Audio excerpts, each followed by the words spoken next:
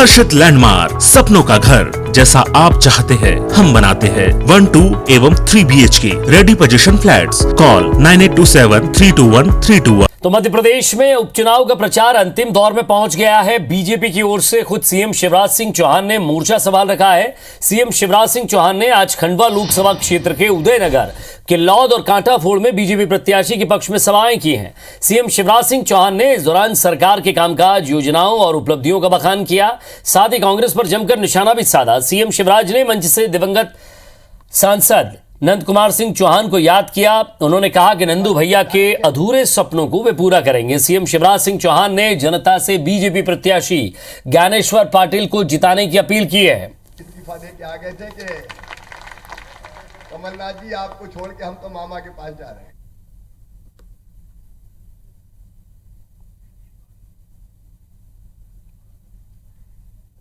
सुना है कमल के फूल की बटन दबाए, भारतीय जनता पार्टी को जिताएं, ज्ञानेश्वर जी को अपना सांसद बनाएं और विकास की जवाबदारी मोदी जी, भारतीय जनता पार्टी और मामा के कंधों पर सौंप जाएं।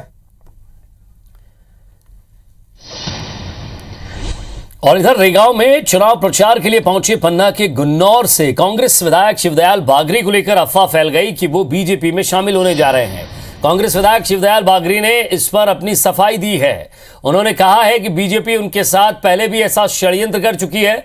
उन्होंने कहा कि बीजेपी रेगांव विधानसभा उपचुनाव हार रही है, इसलिए इस तरह के षड्यंत्र का सहारा लेकर मतदाताओं को भ्रमित करने की राजनीति की जा रही है। उन्होंने बताया कि बीते दिन वो वसुधा गांव में एक पारिवारिक कार्यक्रम में गए थे, जहां बीजेपी के कुछ नेता भी मौजूद थे। तभी उनके साथ किसी ने उनकी फोटो खींच ली, जिसको लेकर यह अफवाह फैलाई जा रही है।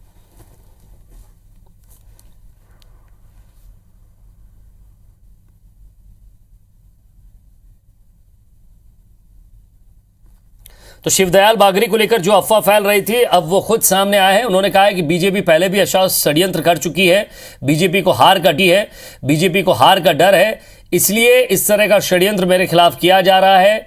मैं एक गांव में किसी कार्यक्रम में गया था, वहां बीजेपी नेता भी शामिल थे। किसी ने साथ में देखकर फोटो खींच ली और उसे वायरल कर दिया।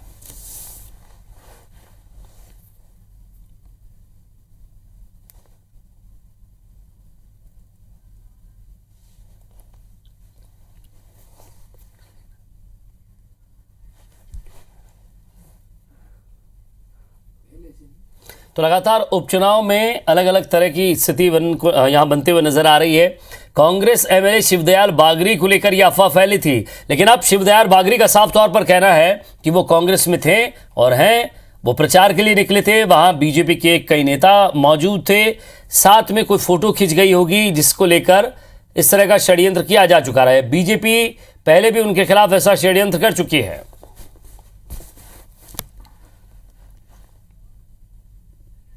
मैं कांग्रेस का हूँ, कांग्रेस में रहूँगा और मरते दम पे रहूँगा। इसलिए बकलाए जाते हैं कि ये बुरी तरह से रेगांव विधानसभा हार रहे हैं, नौटंकी रच रहे हैं और इसके पूर्व में भी इनने मेरे खिलाफ रचना रची गई थी।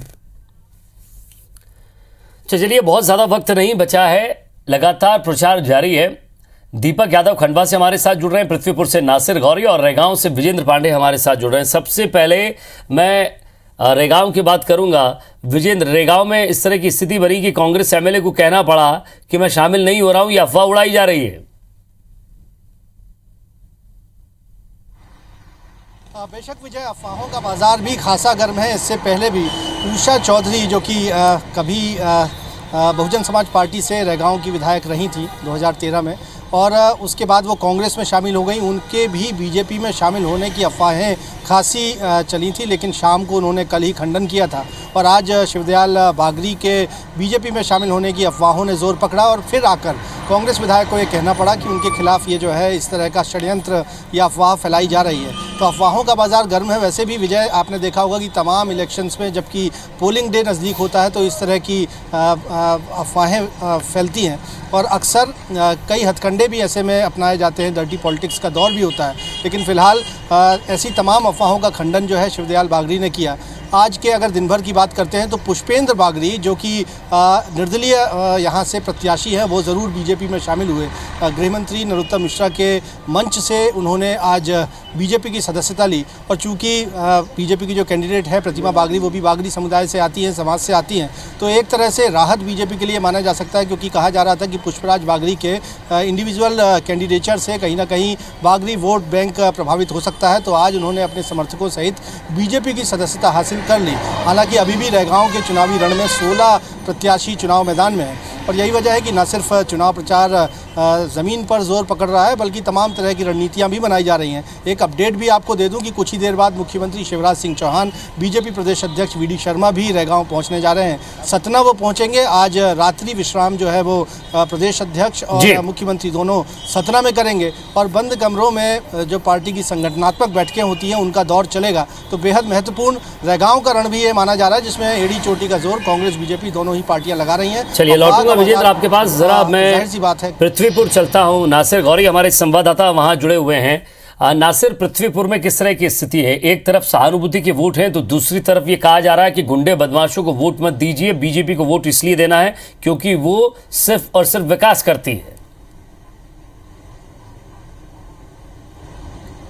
बिल्कुल जाहिर सी बात है, पृथ्वीपुर विधानसभा बहुत अहम है और सबसे बड़ी बात यहाँ ये है कि पृथ्वीपुर विधानसभा बुंदेलखंड से कनेक्टेड है, तो यहाँ पर जातिवाद का जो फैक्टर है बहुत ज्यादा अहम है। यहाँ पर कुशवा और अहिरवार समाज ही तय करते हैं कि उनका नेता कौन हो, यानी कि उनका अगला विधायक कौन हो। और उसी को लेकर हम देखें तो कांग्रेस हो चाहे बीजेपी हो, दोनों ही पार्टियां इन नेताओं को मनाने में जुटी हुई है। साथ ही बीजेपी की तरफ से दलील दी जा रही है कि 25 साल तक एक परिवार के लोगों ने राज किया, साथ और वातावरण के माहौल को भय और आतंक का जो वातावरण है उसका अगर उसको खत्म करना है तो कहीं ना कहीं बीजेपी को चुनना पड़ेगा। और वहीं देखा जाए तो बीजेपी की तरफ से जो शिशुपाल यादव है वो लगातार डोर टू डोर कैंपेन कर रहे हैं और बीजेपी की एक तरह से देखा जाए तो 1 दर्जन से ज्यादा मंत्री यहाँ पर कैंप किए हुए हैं। और आज नरोत्तम मिश्रा, भूपेंद्र सिंह, प्रद्युमन सिंह तोमर, पूर्व मंत्री इमरती देवी, प्रभुराम चौधरी समेत कई नेता हैं, जो भारत सिंह कुशवाहा भी हैं, तो वहां पर जो गांव में पहुंच रहे हैं, चौपाल लगाकर लोगों से अपनी बीजेपी के लिए वोट मांगे। आज का वोट है ये जो एक मुश्त जाता है कहीं ना कहीं उसकी बहुत अहमियत रहती है। अगर ये वोट अगर किसी भी पार्टी को एक मुश्त पड़ जाता है तो उसकी सरकार बन जाती है, यानी कि विधायक बन जाता है। तो उसी कोशिश में बीजेपी लगी हुई है और लगातार उसकी कोशिश यही है कि जो उनके नेता हैं, मंत्री हैं, उनकी ड्यूटी यहाँ लगाई हुई है और कोशिश यही है कि लगातार समाजों के बीच में बैठक की जाए, चौपाल लगाई जाए और कहीं ना कहीं वोट मांगा जाए। और लेकिन जो कांग्रेस के जो प्रत्याशी है नितेंद्र राठौर है, उनका पिताजी की उसकी जो पॉलिटिकल राजनीति है उसी को आगे बढ़ाने की कोशिश है और सिंपैथी वोट मांग रहे हैं कि उनके पिताजी ने गांव के लिए काम किया है, अपनी विधानसभा के लिए काम किया है। तो कहीं ना कहीं जो वोटर्स है वो उन पर अपना भरोसा जताया। अब उनका बेटा यानी कि विजय सिंह का बेटा नितेंद्र राठौर आपके साथ में है और वो उसको आगे जो विकास कार्य है पृथ्वीपुर में वो आगे बढ़ाने की कोशिश करेगा। जी, खंडवा में दीपक यादव हमारे संवाददाता मौजूद हैं। दीपक, लगातार आप भी नेताओं से मिल रहे हैं, कभी शिवराज सिंह चौहान योग करते हुए नजर आते हैं तो कभी वहाँ तीनों बड़े नेता, चाहे वो ज्योतिरादित्य सिंधिया हो या फिर वी.डी. शर्मा हो, मुख्यमंत्री शिवराज सिंह चौहान हो या फिर नरेंद्र सिंह तोमर, हर एक व्यक्ति की उपस्थिति यहाँ नजर आ रही है। हर एक बड़ा स्टार प्रचारक पहुंच रहा है। खंडवा अब नाक के सवाल बन चुका है और उसी को लेकर प्रचार भी किया जा रहा है।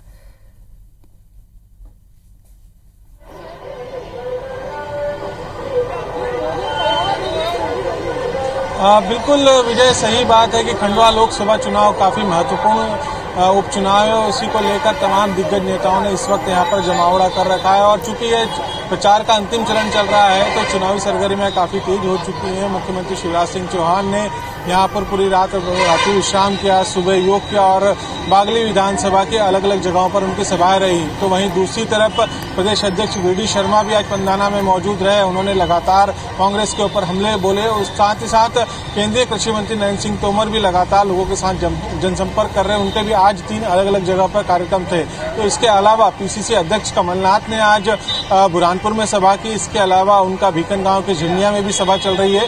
तो ऐसे तमाम जो बड़े दिग्गज नेता हैं वो इस वक्त पूरी तरीके से खंडवा लोकसभा चुनाव को लेकर फोकस कर रहे हैं और मुद्दे अलग अलग हो सकते हैं। एक तरफ कांग्रेस के द्वारा लगातार महंगाई पेट्रोल की बढ़ती कीमतें, कोरोना काल के दौरान जो जिस तरह का मैनेजमेंट रहा और 15 महीने के सरकार का जो कार्यकाल रहा खंडवा को लेकर, उसको लेकर यहाँ पर बात कही जा रही है। तो वहीं दूसरी तरफ मुख्यमंत्री शिवराज सिंह चौहान केंद्र की योजनाएं हैं, चाहे आयुष्मान कार्ड की योजना की बात करें, चाहे प्रधानमंत्री आवास योजनाओं की बात करें, या स्थानीय स्तर पर जो राज्य सरकार ने योजनाएं लागू की थी उन मुद्दों की बात की जाए तो उन्हें भुनाने की कोशिश की जा रही है। लेकिन फिर भी कई ऐसे स्थानीय मुद्दे हैं विजय जो इस चुनाव में निकलकर सामने आ रहे हैं, चाहे वो इंदौर से खंडवा रोड की बात की जाए जो अभी तक बन नहीं पाया। इसके अलावा रेलवे की दृष्टि से हम बात करें तो इंदौर से जलगांव तक का जो अकोला तक का जो ब्रॉडगेज होना है उसको लेकर भी अभी तक वो योजनाएं अधर में लटकी हुई। तो ऐसे तमाम स्थानीय मुद्दे भी जरूर हैं, लेकिन कहीं ना कहीं जो पूर्व का कार्यकाल रहा है, पूर्व सांसद जो नंद कुमार चौहान रहे थे उनके कार्यकाल में जिस तरीके से मेडिकल कॉलेज